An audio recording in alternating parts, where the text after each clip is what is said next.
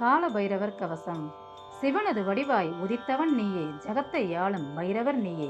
உனதருளாலே உலகம் உய்யும் உதவிடும் நீயோர் உன்னத தெய்வம். மாதம் தோறும் தேய்பிறை அஷ்டமி திதியில் உனக்கு சிறப்புடன் பூஜை. வேண்டும் வரங்களை தருபவன் நீயே, வேதனை நீக்கும் பைரவர் நீயே. கல்வி கடவுள் தட்சிணாமூர்த்தி, களிநடம் புரியும் அம்பலவாணன்.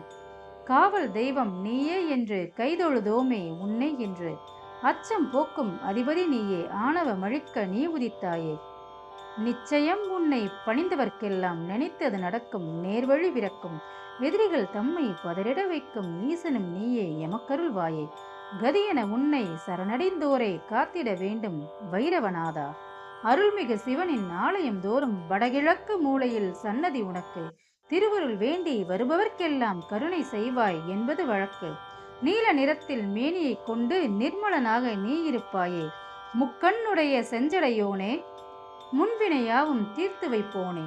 காதில் குண்டலம் தலைகள் மாலையும் கடகம் சூளம் உடுக்கை கபாலம் எல்லாம் தாங்கி எங்களை காக்கும் ஈசன் வடிவே எங்கள் துணையே. அன்றொரு நாளில் பிரம்மன் தனது படைப்பு தொழிலில் ஆணவம் கொண்டான். சிவனை விடவும் பெரியவன் நானே என்றே முழங்கி அறிவிழந்தானே. கர்வம் கொண்ட பிரம்மனை அடக்க கைலைநாதன் முடிவெடுத்தானே. நெற்றி புருவம் நடுவினிலிருந்து பைரவர் உன்னை உதிக்கச் செய்தானே. பரமன் சொன்ன ஆணைப்படியே பிரம்மன் அருகில் சென்றாய் நீயே. தலைகள் ஐந்தை தாங்கிய அவனின் ஒரு தலை கீழே நீ எறிந்தாயே. அகந்தே நெஞ்சில் மிகுந்தவர்க்கெல்லாம் அது ஒரு பாடம், இது நிஜமாகும். தவறுகள் செய்வது யாரென்றாலும் தண்டனை தருவது உன் பணியாகும். நல்லவர்க்கெல்லாம் காவலன் நீயே, நம்பிடுவோர்க்கு நாயகன் நீயே. வல்லமையான பைரவர் நீயே, வணங்கிடுவோமே பக்தியினாலே. செல்வம் வாழ்வில் குவிந்திட செய்யும் சிவனது உருவே, ஜெகம் புகழ் திருவே. அல்லன நீக்கி நல்லன கூட்டும் கால பைரவா சூலதாரியே. உச்சந்தலையை உன்னருள் காக்க, உதடுகள் இரண்டை நீயே காக்க. கண்கள் இரண்டை கனிவாய் காக்க, செவிகள் தம்மை சிறப்பாய் காக்க. கன்னம் இரண்டை கருத்தாய் காக்க, கழுத்தும் தோளும் நீயே காக்க.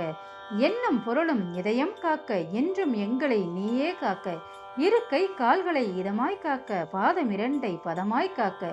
நரம்புடன் சதையை நயமாய் காக்க, நாடினோம் முன்னை என்றும் காக்க. அணுவினுக்கணுவாய் இருப்பவன் நீயே, அகிலம் தன்னை காப்பவன் நீயே. மனிதனை காக்கும் மகத்துவன் நீயே, மலரடி பணிந்தோம் மகிழ்ந்தே காக்க. உறுப்புகள் தோறும் முன்னருள் இருக்க, ஒரு பிணி கூட அணுகிட வருமோ. பொறுப்புடன் நீயும் எங்களை காக்க, போற்றிடுவோமே உன் திருவடியே. ஆலயம் தன்னை உன்னருளாலே காவல் செய்யும் கடவுளும் நீயே. ஆதலினாலே சேத்திர பாலகர் என்றொரு பெயரை நீ பெற்றாயே. பைரவமூர்த்தி பற்பல உண்டு, கால பைரவர் அதிலே ஒன்று. காசையில் என்றும் நீயே முதன்மை, கவலைகள் தீர்ப்பாய் இதுவே உண்மை. காசை கயிறை கையில் அணிந்தால் கஷ்டங்கள் தீரும், நன்மைகள் சேரும். ஈசன் வடிவே எங்களை காக்க, இதயம் கனிவாய் எமக்கருள் புரிவாய். சூரியன் மகனாம் சனீஸ்வரன் தன் அண்ணன் யம தர்மராஜன் போக்கால் அலட்சியமாகி கௌரவம் குறைந்து கவலை அடைந்தான், கலங்கிடலானான்.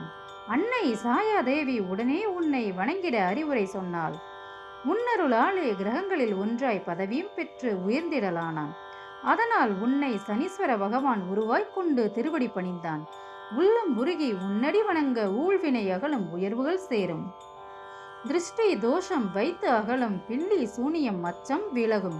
அமாவாசை நாளில் பூஜைகள் செய்ய ஆயிரம் ஆயிரம் நன்மைகள் கூடும்.